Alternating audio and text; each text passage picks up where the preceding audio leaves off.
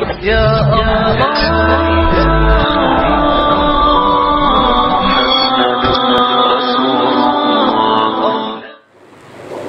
الحمد للہ رب العالمین لا شریک لہ وبذلک امرت وانا من المسلمین والصلاة والسلام علی من ارسلہ لإماطة الشرک والبدعة من العرب والعجم وعلى آلہ واصحابہ الذین سعوا فی اشاعة التوحید والسنة المقرین بقولہ تعالی فادعوا اللہ مخلصین لہ الدین اعوذ باللہ من الشیطان الرجیم بسم اللہ الرحمن الرحیم والذین تبوؤا الدار والایمان من قبلہم یحبون من ہاجر الیہم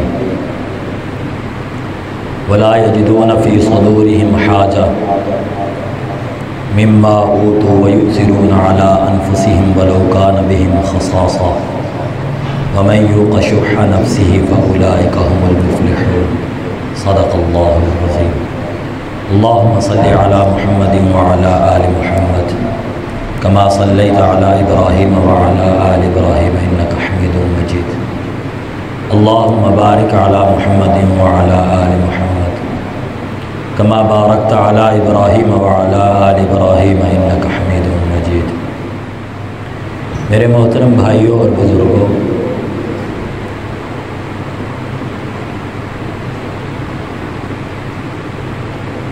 عقائد اور عبادات کے بعد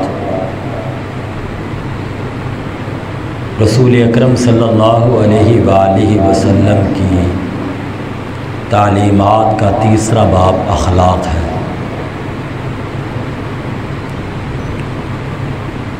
اخلاق سے مقصود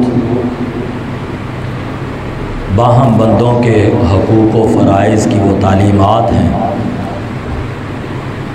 جن کو ادا کرنا ہر انسان کے لیے مناسب بلکہ ضروری ہے۔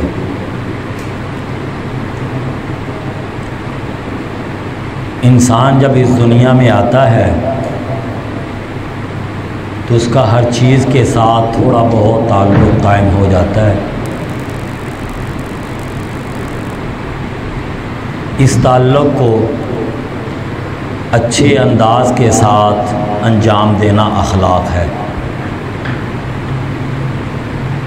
دنیا کی ساری خوشی، خوشحالی اور امن اخلاق کی دولت کی وجہ سے ہے۔ اور میرے بھائیوں، بزرگوں، دوستوں، اس میں کوئی شک نہیں کہ سارے مذہب ان کی بنیاد اخلاق پر ہے۔ اس کائنات میں جس قدر بھی پیغمبر اور مرسل آئے، سب نے یہی تعلیم دی ہے کہ سچ بولنا اچھا ہے، جھوٹ بولنا برا ہے،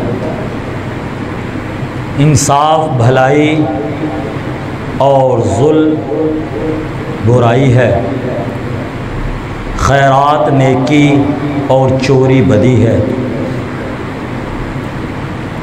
لیکن مذہب کے دوسرے ابواب کی طرح اس باب میں بھی امام الانبیاء حضرت محمد الرسول اللہ صلی اللہ علیہ وسلم کی بیشت تکمیلی حیثیت رکھتی ہے۔ آپ صلی اللہ علیہ وآلہ وسلم نے ارشاد فرمایا، بعثت لأتمم حسن الاخلاق، اللہ نے مجھے اس لیے بھیجا ہے کہ میں اخلاق حسنہ کو مکمل کروں۔ اور ایک دوسری جگہ پر آپ صلی اللہ علیہ وآلہ وسلم نے اور تاکید کی اور اعلیٰ لفظ لائے اور فرمایا، انما بعثت لأتمم مکارم الاخلاق، مجھے اس لیے بھیجا گیا ہے کہ میں اخلاق حسنہ کی تکمیل کروں۔ آپ صلی اللہ علیہ وآلہ وسلم نے جب اعلان نبوت فرمایا اور اس کا تذکرہ علاقوں میں پہنچا۔ حضرت ابو ذر رضی اللہ عنہ نے اپنے بھائی کو بھیجا،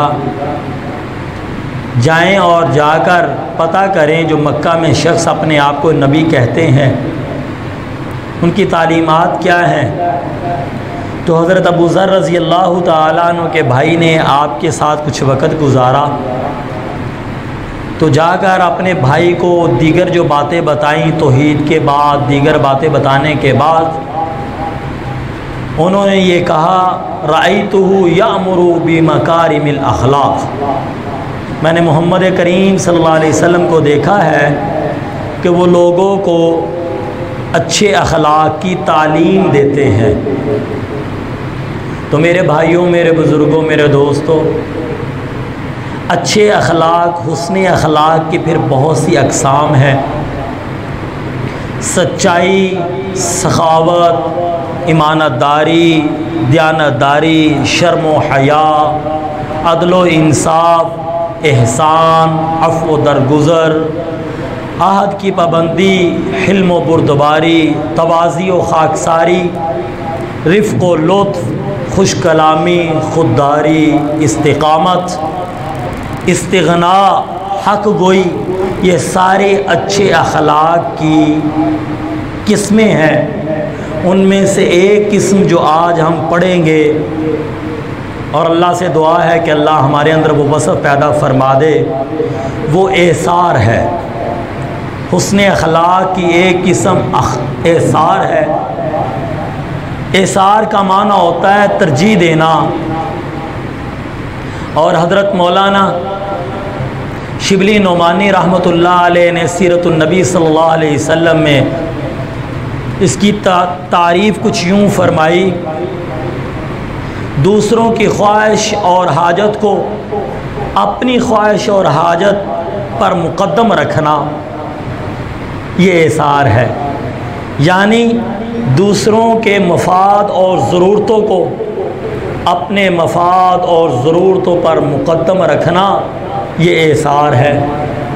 اور اسلام نے اس کی تعلیم دی ہے کہ مثال کے طور پر مجھے بھی ایک چیز کی ضرورت اور حاجت ہے، اور اسی چیز کی میرے بھائی مسلمان کو بھی ضرورت اور حاجت ہے، تو اب میں اپنے اوپر دوسرے بھائی کو ترجیح دے دوں، یہ اس کو ایثار کہتے ہیں۔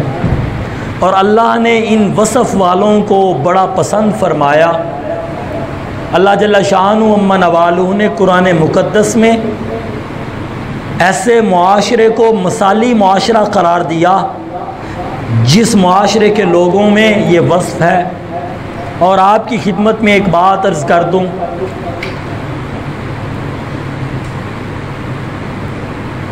اس کائنات میں رسول اکرم صلی اللہ علیہ وآلہ وسلم کی بعثت سے لے کر آج تک سب سے مثالی معاشرہ، سب سے خوبصورت معاشرہ جو قائم ہوا وہ مدینہ المنورہ ہے۔ اور مدینہ منورہ کو جو مثالی معاشرہ قرار دیا گیا، اس کی بہت سی وجوہات، ان وجوہات میں سے، ان اسباب میں سے ایک بڑا سبب یہ ایثار ہی تھا۔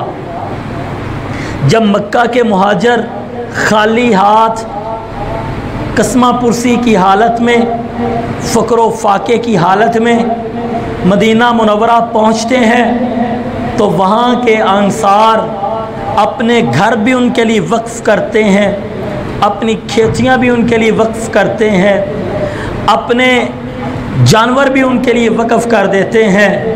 تو پھر اللہ کی جانب سے ان کی مدح اور تعریف یوں ہوتی ہے، للفقراء المہاجرین الذین اخرجوا من دیارہم واموالہم یبتغون فضلا من اللہ ورضوانا وینصرون اللہ ورسولہ اولئک هم الصادقون والذین تبوأوا الدار والایمان من قبلہم يحبون من هاجر إليهم ولا يجدون في صدورهم حاجة مما أوتوا ويؤثرون على أنفسهم ولو كان بهم خصاصة ومن يوق شح نفسه فأولئك هم المفلحون۔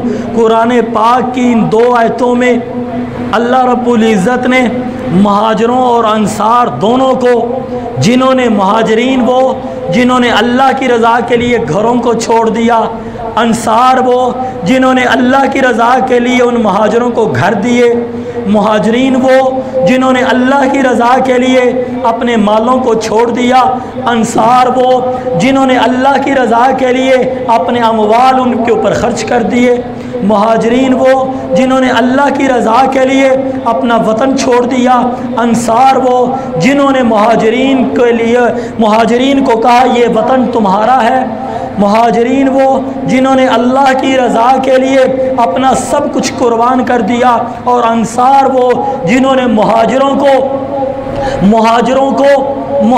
کو اس طرح دل سے لگایا، اس طرح سینے سے لگایا۔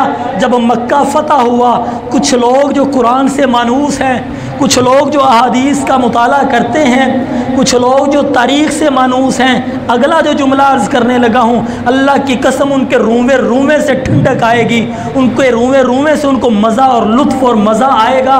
اگلا جو جملہ عرض کرنے لگا ہوں، پھر اپنی بات کو دہراتا ہوں، مہاجرین وہ ہیں جنہوں نے اللہ کی رضا کے لیے اپنے وطن کو چھوڑ دیا، اپنے عزیز و اقارب کو چھوڑ دیا، اپنے گھر بار کو چھوڑ دیا۔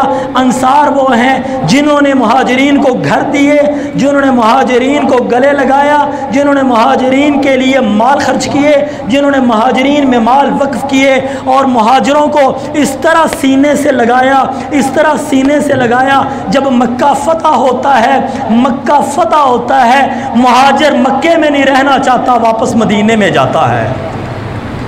پتہ نہیں آپ کو لذت آئی کہ نہیں، مجھے بڑی آئی ہے۔ مہاجر پھر مکے میں نہیں رہنا چاہتا، اتنی محبت انصار سے ملی ہے، اب وہ اپنے وطن کو چھوڑ دیا، اب کہتے ہیں وطن ہمارا۔ یہ مثالی معاشرہ، اور یہ مثالی معاشرہ کیوں ہوا؟ قرآن نے بیان کیا ہے، یؤثرون علی انفسہم، یہ انصار نے، مہاجروں نے اپنے وطن مکہ کو کیوں چھوڑ دیا تھا، اور پھر دوبارہ مکہ کیوں نہیں آباد ہوئے؟ اس لیے کہ مدینے کے انصار نے اپنی جانوں پر، اپنے مالوں پر، اپنی عزتوں پر، اپنی کھیتیوں پر، اپنی ہر چیز پر مہاجرین کو ترجیح دے دی تھی۔ اور ایسا نہیں تھا کہ انصار کے لوگ بڑے امیر تھے، خدا کی قسم، احصار وہ عمل ہے، ترجیح دینا اپنے اوپر، جس کی وجہ سے اللہ عزتیں دیتے ہیں۔ آج ہمارے گھروں میں نفسا نفسی ہے، خاندانوں میں نفسا نفسی ہے، اس معاشرے میں نفسا نفسی ہے، اس ملک میں نفسا نفسی ہے، حالات خراب ہیں۔ اس کی وجہ یہ ہے ہم حساب و کتاب میں مشغول ہیں، بھائی سے حساب کرتا ہے، بیٹا باپ سے حساب کرتا ہے، ماں بیٹے سے حساب کرتی ہے، بیوی خامد کے ساتھ حساب سے چلتی ہے، کنج دے ایس گرمیاں کپڑے لے آئے نے انہی کو مننی ہے۔ اب آپ سب یہ نہ سمجھے حساب کا مطلب 2 + 2۔ ابھی بیویوں کا حساب کیا ہوتا ہے؟ بیویوں کا حساب یہ ہے، اس کے بھائی کی شادی ہوئی، 10,000 خرچ کیا، میرے بھائی کی شادی پہ 2,000 دے دیا، ادھر نال انج دا ہی سلوک کرنا ہے۔ آج ہم حساب و کتاب پہ چلتے ہیں، بیٹا باپ سے حساب و کتاب پہ چلتا ہے، یہ بیٹا 10,000 دیتا ہے، اس کی اتنی عزت، یہ 20 دیتا ہے، اس کی اتنی عزت، یہ نہیں دیکھتے وہ بیچارہ دے ہی 10 سکتا ہے۔ جب حساب و کتاب سے چلیں گے تو یاد رکھنا میری ایک بات، کرپٹ ترین حکومت ہے یہ، دنیا مان چکی ہے، فلاپ ترین حکومت ہے یہ، لیکن کوئی تاجر ہاتھ اٹھا کے کہے میں حساب دینے کے لیے تیار ہوں، سارے معافیاں مانگ دینے پہ، یہ حکومت جو خود ناکام ترین حکومت، اس کو کوئی تاجر حساب دینے کے لیے تیار نہیں، دے نہیں سکتے۔ حساب دینا شروع کریں گے انہوں نے کہنا تیرے تے 35,000 نہیں، تیرے تے 40,000 بنتا ہے۔ میری بات سمجھ رہے ہو؟ ہم حساب دنیا میں بھی نہیں کسی کو دے سکتے، اور جب حساب، اگلی بات پھر اپنی واپس آتا ہوں، حساب و کتاب سے محبتیں نہیں آتی، محبتیں احساس سے آتی ہیں۔ میرے ساتھ میرے بھائی نے اچھا سلوک کیا، میں نے اچھا سلوک کیا، انہوں نے اچھا سلوک نہ کیا، میں نے بھی منہ موڑ لیا، محبت نہیں بڑھے گی۔ محبت تب بڑھے گی مجھے پتہ چلے یہ پیٹھ پیچھے مجھے گالی دیتے ہیں، میں پیٹھ پیچھے ان کی تعریف کروں۔ یہ ایثار ہے، یہ ترجیح ہے۔ ہم نے ایثار کا مطلب صرف یہ نہیں ہے کہ مال خرچ کرنا، اپنی عزت کے اوپر دوسرے کی عزت کو ترجیح دے دینا، یہ بھی ایثار ہے۔ اللہ کے حکم ایک جانب میری خواہش آ گئی اور ایک جانب میرے رب کا حکم آ گیا، اب میں اپنی خواہش کو دبا جاؤں، اللہ کے حکم کو اللہ کی رضا کے لیے، اللہ کو راضی کرنے کے لیے اللہ کے حکم کو پورا کر دوں، یہ ایثار ہے۔ اور کامیابیاں اور عزتیں اور امن و سکون وہ ایثار سے ہوتا ہے، وہ حساب و کتاب سے۔ میرے استاد جی فرمایا کرتے تھے جب ہم نے ان سے سورۃ انشقاق کا ترجمہ پڑھا، پورا دورہ تفسیر پڑھا، اذا السماء انشقت واذنت لربها وحقت، یہ سورہ مبارکہ پڑھی اور آگے جا کے آیا حسابا یسیرا، تو استاد جی نے فرمایا دوستو یاد رکھنو، حساب یہ نہیں ہوگا کہ اللہ کہے گا کنیاں پڑیاں کیا کیا، نہیں، حساب یسیر۔ اچھا مسلمان ٹھیک ہے، نمازیں پڑھتا تھا نا، جی اللہ جی پڑھتا تھا، چل چل چل نکل جاؤ۔ یہ ہے جب اللہ نے پوچھ لیا نا 5 پڑھی، کنجدیاں پڑھیاں، پھنس گیا۔ سمجھ لگ گئی ہے جی؟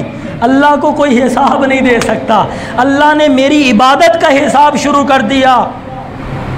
میرے جملے ذہن میں رکھیے گا، ہم تو بڑے دھڑلے سے رب کی نافرمانیاں کرتے ہیں، خدا کی قسم اللہ نے ہماری نافرمانیوں کا حساب نہ شروع کرے، ہماری عبادات کا حساب شروع کر دیا، ہم پھنس جائیں گے۔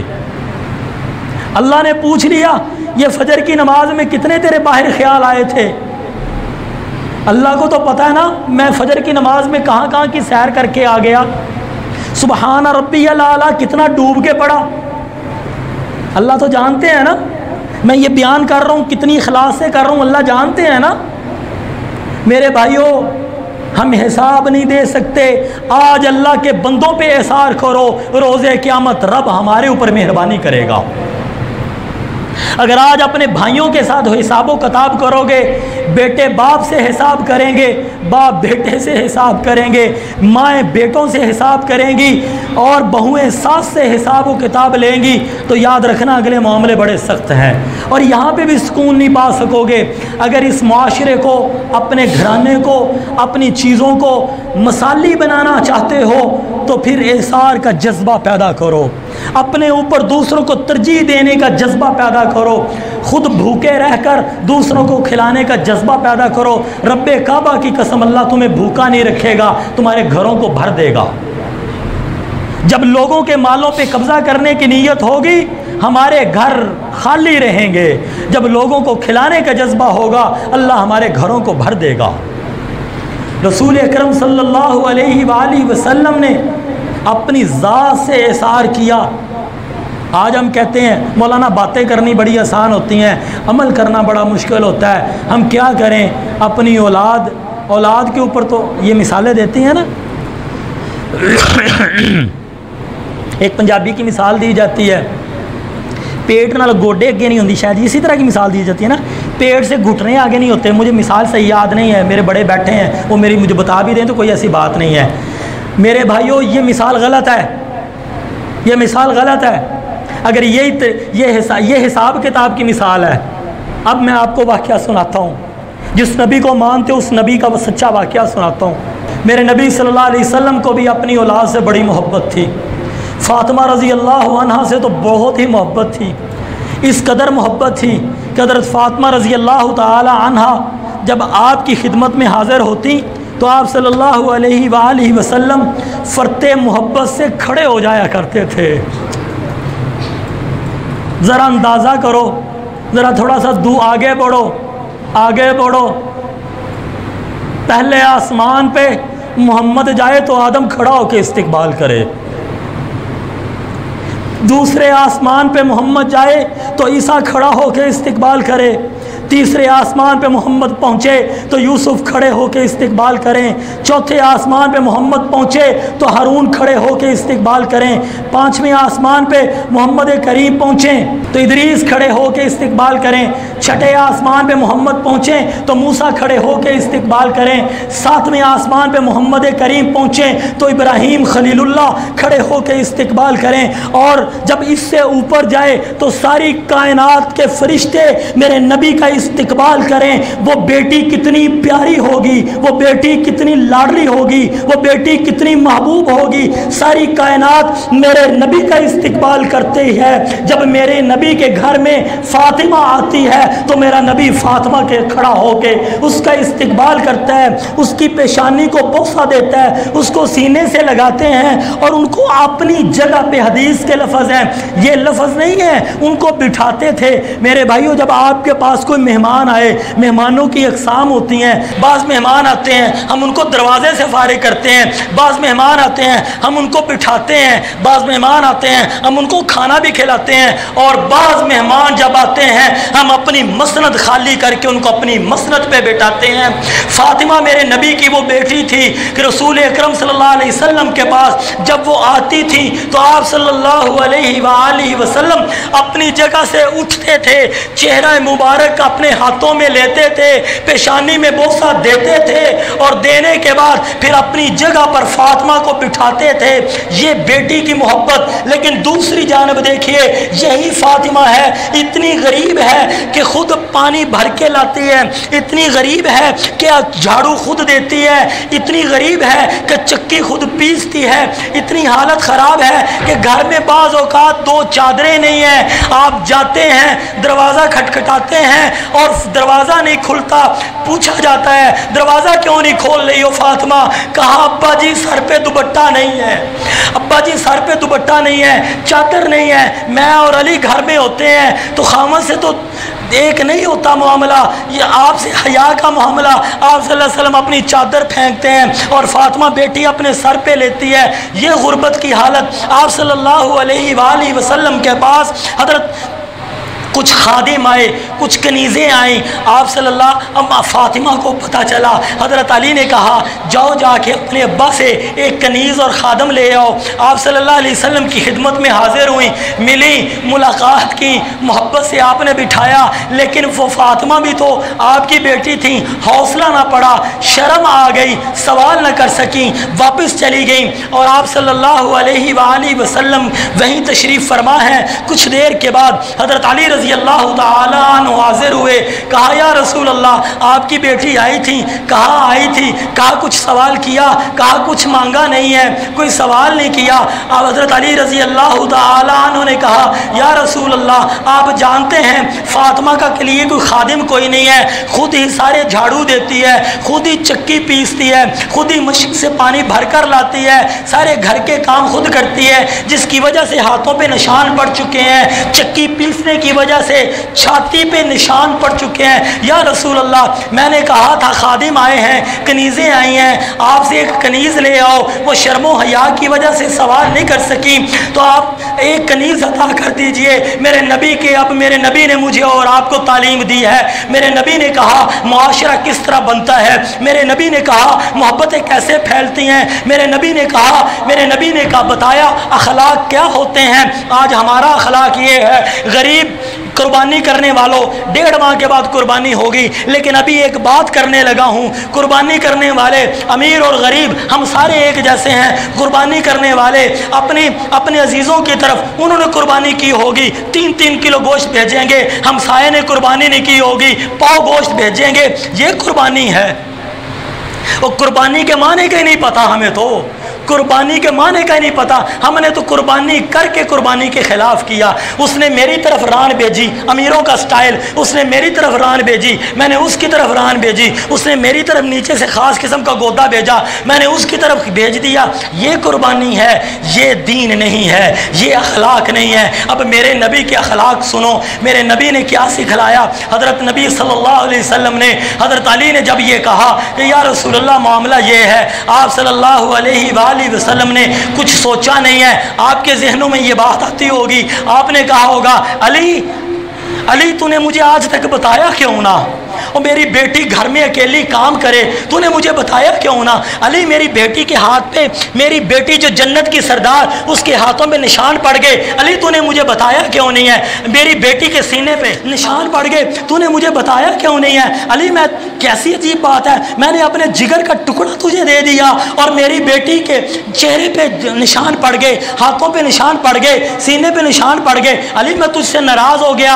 एक खादम की बात क्यों करते हो, ये 10 खादम है, 10 के 10 ले जाओ, ये 5 कनीज़ें हैं, 5 की 5 कनीज़ें ले जाओ। मेरे और आपके जहन में यही बात आती होगी, एक मोहब्बत करने वाला बाप यही करता है। लेकिन मेरा नबी सिर्फ बाप नहीं था, मेरा नबी नबी भी था। मेरा नबी सिर्फ बाप नहीं था, मेरा नबी मुस्लिम भी था, और मुझे और आपको तालीम देकर गया। वो लोगों सिर्फ बाप ना बनना, मुस्लिम बनना, सिर्फ बाप ना बनना, दाई बनना, सिर्फ बाप ना बनना, मुसलमान भी बनना। मुसलमान बाप अपने घराने को तरजीह नहीं देता, मुसलमान बाप सिर्फ अपने आगे नहीं चीज़ें रखता, मुसलमान बाप सिर्फ अपने को तरजीह नहीं देता। मुसलमान बाप क्या करता है, मेरे नबी ने कहा अली ये असहाबे सुफ़ा वाले अभी इनका कोई बंदोबस्त नहीं हुआ, जब तक इनका इंतज़ाम नहीं हो जाता मैं किसी और तरफ तवज्जो कर ही नहीं सकता। युसिरूना अला अनफुसिहिम वलौ कान बिहिम खसासा। मेरे भाइयों, वाक़या एक ही काफ़ी है ज़िंदगी बदलने के लिए। मैं और आज से नियत करें, हम भी अपनी ज़ात पे दूसरों को तरजीह दिया करेंगे, हम भी अपनी ज़ात के साथ दूसरों को तरजीह दिया करेंगे। मेरे दोस्तों, तरजीह देने की नीयत कर लो, नीयत कर लो, अल्लाह तुम्हें इज़्ज़त देगा। आज सिर्फ माल पे नहीं है, इज़्ज़त में भी किसी को तरजीह दो। हम कहते हैं ये बीवी मेरी इज़्ज़त नहीं करती, मैं भी इन्हू लताड़ के रखना है, और इज़्ज़त दे के तो देखो। बीवी कहती है खामद मेरा ख्याल नहीं रखता, मैंने भी इसको तंग करना है, और बीवियों तुम अपने खामद को इज़्ज़त दे के तो देखो। ये एसार करो तो सही, बापों अपनी औलादों पे एसार करो तो सही, बेटों अपने बापों पे एसार करो तो सही। नमाजें पढ़ते रहोगे, जुमे पढ़ाते रहोगे, जुमे पढ़ते रहोगे, कुरान पढ़ाते रहोगे, कुरान पढ़ते रहोगे, हदीसें पढ़ाते रहोगे, हदीसें पढ़ते रहोगे। रब्बे काबा की कसम, जब तक नबी की ज़िंदगी को अपनी ज़िंदगी में शामिल नहीं करोगे, अल्लाह की कसम मस्जिदों से उठोगे नफ़रतें लेकर जाओगे, मस्जिदों से उठोगे नफ़रतें लेकर जाओगे, हज करके वापस आओगे नफ़रतों के नए नए अंबार लेकर आओगे। अभी हाजियों ने हज पे जाना है, हाजियों ने हज पे जाना है तो बहुत से नाराज़ होंगे, ये गए सन असी 10,000 दिता, इन्होंने सानू आके सिर्फ मिठाई का डब्बा ही दिता। ये होती है कि नहीं होती? ये क्यों है?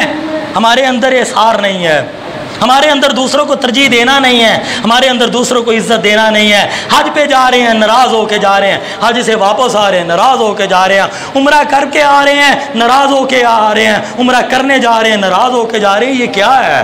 मैंने तो आपको बताया मस्जिद से उठोगे नफ़रतें लेके उठोगे। अगर एसार का जज्बा नहीं होगा, मेरे नबी की ज़िंदगी ना अपनाओगे, मेरे नबी की ज़िंदगी अपनाओगे, खुदा की कसम, खुदा की कसम, अल्लाह रब्बुल इज़्ज़त ज़िल्लत के नक्शों में इज़्ज़तें देगा, भूख के नक्शों में रोज़ियाँ देगा, नाकामियों के नक्शों में कामयाबियाँ देगा। और अगर नबी की ज़िंदगी को छोड़ोगे, कामयाबियों के नक्शों में नाकामी मिलेगी, इज़्ज़त के नक्शों में ज़िल्लत मिलेगी, और सुकून के नक्शों में बेसुकूनी मिलेगी। आज हम बड़ी मेहनतें करते हैं, ये दौलत क्यों कमाते हैं? सुकून के लिए कमाते हैं। अमीरों से जाकर पूछो कितना सुकून है। जो लोग रोज़ाना हंडिया बनाते हैं, जानते हो तुम्हारे घर में, तुम्हारे ख़ानदान में तुम्हारी बहनें ऐसी होंगी, तुम्हारे भाई ऐसे होंगे जो रोज़ाना हंडिया नहीं बना सकते। नियत कर लो 5 दिन हम नहीं बनाएंगे, 5 दिन का खर्चा अपनी बहन को देखोगे, अल्लाह की कसम उस आलू में लज्जत ना आए तो कहना उमर फ़ारूक ने गलत कहा। ये करके तो देखो। एसार वो कैप्सूल है, एसार वो कैप्सूल है जिसको इस्तेमाल करने से पूरे जिस्म में सुकून और राहत और ठंडक महसूस होती है। अल्लाह मुझे भी, आपको, हर मुसलमान को अपने अंदर ये वसफ़ पैदा करने की तौफ़ीक़ अता फ़रमाए। सुब्हानल्लाहि व बिहम्दिही, सुब्हानल्लाहिल अज़ीम। आपको ये वीडियो पसंद आई तो वीडियो को लाइक करें और कमेंट में अपने राय का इजहार कीजिए। चैनल को सब्सक्राइब करना ना भूलें।